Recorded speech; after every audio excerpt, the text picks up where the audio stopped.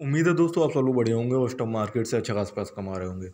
IDFC first bank के बारे में आज बात करेंगे। मैंने कल इस पे जब वीडियो बनाई थी वो इसके रिजल्ट आने से पहले बनाई थी। अब रिजल्ट तब मैंने कहा था कि रिजल्ट आने से पहले वीडियो बनाना क्यों ज़रूरी है, आपको चीज़ें बताना क्यों ज़रूरी है और रिजल्ट आने के बाद स्टॉक पर क्या इम्पैक्ट पड़ेगा, क्या हो सकता है। तो रिजल्ट तो आपको मालूम ही पड़ गया होगा, मैं वीडियो लेट बना रहा हूँ। रिजल्ट आपको मालूम ही पड़ गया होगा और ना मालूम पड़ा हो तो मैं अभी आपको बता दूंगा, ठीक है ना। अब इस स्टॉक के साथ क्या होगा, ज़रूरी है ये जानना कि स्टॉक के साथ क्या होगा। क्योंकि ये देखिए, और जैसा कि मैंने कल आपको बताया था, सारी चीज़ें ही बता दी थी लगभग लगभग। केवल इतना रह गया था कि अब इस स्टॉक के पे उस रिजल्ट का क्या फ़र्क पड़ेगा। भले ही वो नेगेटिव आता है या पॉजिटिव आता है, ये मुझे नहीं मालूम था, या ना आपको मालूम था। जब रिजल्ट आ गया तब, और कुछ ऐसी चीज़ें भी मैंने बताई थी कि रिजल्ट पॉजिटिव ही आएगा और आता भी है। तो फिर स्टॉक में हम कहाँ से एंट्री लें, अगर नहीं हम एंट्री लेना चाहते हैं, अगर नहीं भी लेना चाहते हैं तो क्वांटिटी कहाँ से इंक्रीज करें। तो वही सारी चीज़ें एक बार दोबारा से बात करेंगे। सारी चीज़ें तो नहीं बात करेंगे, केवल इतना बात करेंगे कि स्टॉक में मूव कहाँ तक आएगा। अब देखिए, अब मैं मूव की बात क्यों कर रहा हूँ, यहाँ आप देख रहे हैं कि स्टॉक फरवरी से ही टूटना चालू हुआ, इसी साल की फरवरी से टूटना चालू हुआ है। जैसे कि देखिए मार्च का, देखिए मार्च से कंटिन्यूस नीचे में फॉल है, लेकिन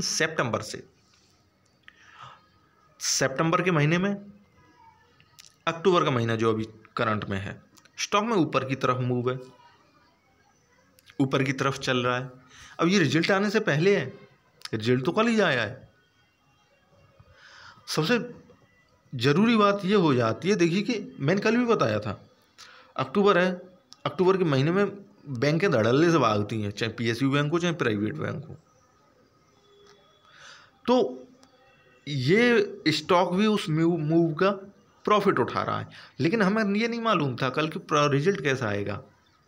अब एक चीज़ और है, जैसे कि मैं हमेशा बताता हूँ, देखिए यहाँ पे हम जब चार्ट पे बात करते हैं तो हमें जो चीज़ें न्यूज आने के बाद मालूम पड़ती हैं, हमें यहाँ पहले से ही मालूम पड़ जाती हैं।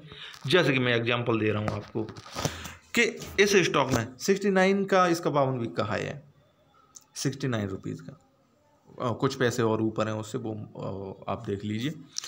अभी करंट मार्केट प्राइस जो है इसका 49.50 यानी 49.49 रुपया है। अब यहाँ स्टॉक में तेजी आई, लो बनाया था इसने 31 अगस्त को। कल भी मैंने एक चीज़ कही थी, देखिए अगर आप अपने स्टॉक के बारे में जितनी ज़्यादा जानकारी रख सकते हैं, मार्केट में उतना ज़्यादा प्रॉफिटेबल होता है। कई लोग प्रॉफिटेबल होता है, कई लोग ऐसे होते हैं कि नहीं हल्का सा जाना और चले गए। नहीं भैया, एक ही स्टॉक खाने के लिए काफ़ी होता है। अगर आप स्टॉक के बारे में जान लेंगे, या वो ही इतना कमा के दे जाएगा आपको कि आपको 10 स्टॉक्स की ज़रूरत ही नहीं पड़ेगी। ये चीज़ें तो अलग हैं, ठीक है ना। अब देखिए स्टॉक में जो मूव आ रहा है ना ऊपर की तरफ, इस चीज़ को आप ये समझ सकते हैं कि जो बड़ा पैसा लगाने वाले होते हैं वो चीज़ें पहले से भांप लेते हैं कि हाँ किसी कंपनी में क्या होने वाला है, तो वो अपनी पोजीशन पहले से बना के रख लेते हैं। या फिर कि इस चीज़ को हम पलट के ये भी कह सकते हैं कि भाई अक्टूबर के महीने में ज़्यादातर पीएसयू बैंक्स में या फिर बैंक्स में तेज़ी रहती है, कोई और सेक्टर चले ना चले, बैंकों का तो चलना बनता ही है। अब ऐसे में कौन सा स्टॉक कितना ज़्यादा प्रॉफिट ले ले, ये अलग बात है। अच्छा, अब इसके 5 दिन के प्राइस मूवमेंट पे आइए। यहाँ पे आप देख रहे हैं कि स्टॉक की मजबूती देखिए, 27 अक्टूबर 2021 53 रुपया हाई, वहाँ से सारे स्टॉक टूटे, नीचे की तरफ टूटे। मीन्स जैसे 5 दिन पहले इसने अपना लो बनाया था 48 रुपये का, ठीक है ना। स्टॉक ने वो लो तोड़ा ही नहीं, क्योंकि बहुत सारे स्टॉक ऐसे हैं, अच्छे अच्छे स्टॉक ऐसे के ऊपर से 4-5% नीचे टूट गए, ज़्यादा टूट गए। लेकिन ये कहाँ टूटा, मतलब अपने 5 दिन के आधार पर डाउन ट्रेंड में चले गए। 5 दिनों की जो कीमत थी वो तोड़ दी उन्होंने, लेकिन इसने नहीं तोड़ी। और ये भी चीज़ मैंने कल आपको बताई थी, अगर आपने वीडियो नहीं देखी तो मैं लिंक डिस्क्रिप्शन में डाल दूंगा, आप देख लीजिए। दोनों वीडियो देंगे, आपको पक्का समझ में आ जाएगी भाई हमारा स्टॉक किस तरह से चल रहा है। अच्छा, इस वीडियो में ये ज़रूर बताऊंगा कि स्टॉक में आप स्टॉप लॉस क्या रखें, दूसरा स्टॉक के टारगेट क्या होंगे। अब आपकी मर्जी, कितने भी शेयर खरीदिए, 10 खरीदिए, 100 खरीदिए, 1000 खरीदिए या 10 करोड़ खरीदिए, आपकी मर्जी, आपकी कैपेसिटी। तो सबसे पहले रिजल्ट जरा जान लेते हैं, पहले रिजल्ट देख लीजिए।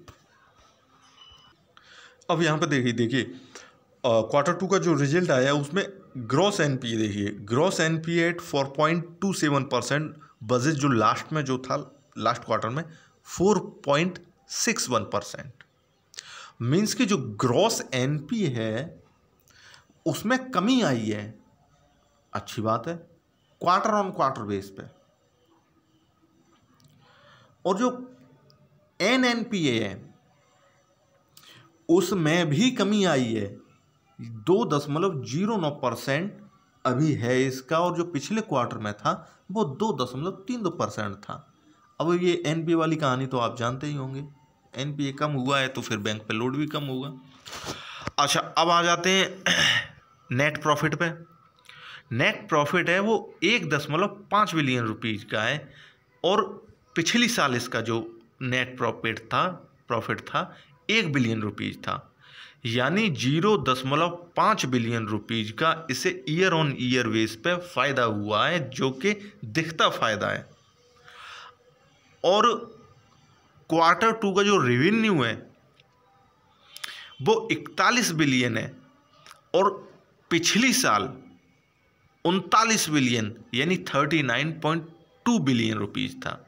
अब मैंने कई बार कहा है और लास्ट बार भी कहा था, लास्ट टाइम भी कहा था कि देखिए किसी भी कंपनी का जो हालत होती है वो सालाना बेस पे ही पिक्चर ठीक ठाक सामने आ पाती है, क्वार्टर बेस पे तो चीज़ें घटती बढ़ती रहती हैं। और प्रॉफिट, नेट प्रॉफिट और उसका रेवेन्यू ही सबसे ज़्यादा इम्पोर्टेंट होता है कि भाई प्रॉफिट आएगा तो फिर बाकी और भी चीज़ें वो कम होंगी, जो कंपनी में खराबियाँ होंगी, है ना, डेब्ट वगैरह अगर होगा तो वो चुका देगी, रिजर्व वगैरह बढ़ेंगे। अगर ऐसा है, लगता है एफआईज को कि ठीक ठाक है, तो उनका भी अट्रैक्शन बढ़ेगा। तो ये तो रिजल्ट था, आपको मालूम था। अब आते हैं इसका इम्पैक्ट स्टॉक पर कितना पड़ेगा। अब ये 53 रुपये से टूट के 53 रुपया 50 पैसा से टूट के अभी जो मार्केट की गिरावट है उसमें 49 रुपया 50 पैसा तक आ गया। हालांकि इसने जो लो बनाया था वो लो 47 रुपया 90 पैसा तक भी चला गया था, लेकिन ऊपर उठ गया। अब देखिए, सबसे पहले बहुत ज़्यादा ज़रूरी हो जाता है कि स्टॉक कहाँ तक टूट सकता है, पहले मैं वो बताऊंगा और आप भी समझ लीजिए। देखिए न वो 5 दिन के प्राइस मूवमेंट के आधार पे वो डाउन ट्रेंड में था, सो कि वो नीचे की तरफ आई स्टॉक, और ना ही ये 1 महीने के आधार पे है, सो कि स्टॉक नीचे आए। स्टॉक के नीचे आने का कोई मूड नहीं है अभी। और अगर मार्केट में तेज़ी आती है तो स्टॉक ऊपर की तरफ ही भागेगा, क्योंकि एक पॉजिटिविटी ये जरूर लग गई। हालांकि इतना ज़्यादा ठीक ठाक रिजल्ट है नहीं, लेकिन फिर भी ठीक है कि स्टॉक का रिजल्ट ठीक आया है। अब रिजल्ट ठीक आया है, छोटा स्टॉक है, तो उसमें न केवल डोमेस्टिक इन्वेस्टर या फिर के रिटेलर्स की भागीदारी बढ़ेगी, फॉरेन इन्वेस्टर्स का भी मूड होगा स्टॉक में आने का, वो भी अपनी क्वांटिटी इंक्रीज करेंगे।